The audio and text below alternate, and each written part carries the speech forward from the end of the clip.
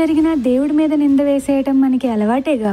ద్రౌపది కూడా కృష్ణుడు వచ్చాక అలానే అడుగుతుంది. అవమానం జరగక ముందే నువ్వు నన్ను ఎందుకు కాపాడలేదు కృష్ణ అని. అప్పటి వరకు ద్రౌపది తన ప్రయత్నం తను చేస్తుంది. అలానే అందరినీ అడుగుతుంది. ఇంక ఎప్పుడైతే ద్రౌపది తనని తాను భగవంతుడికి సమర్పించుకొని మనస్ఫూర్తిగా పిలుస్తుందో అప్పుడు కృష్ణుడు వచ్చి అన్యాయం నుండి కాపాడతాడు.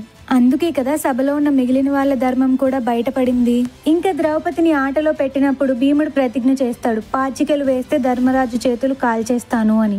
ఇంకా ఇప్పుడు పశ్చాత్తాపంతో కుమిలిపోతున్న ధర్మరాజు భీముడితో తన ప్రతిజ్ఞని నిలబెట్టుకోమంటాడు. అప్పుడు ఇంక కృష్ణుడు వచ్చి ఇలా చెప్తాడు, ఇందులో మీ తప్పేం లేదు, కానీ మీ చేత ఇలా చేయించిన వాళ్ళని మాత్రం క్షమించకూడదు అంటాడు. ప్రతీకారం కోసం కాదు, సమాజంలో ప్రజల క్షేమం కోసం యుద్ధం చేయాలి.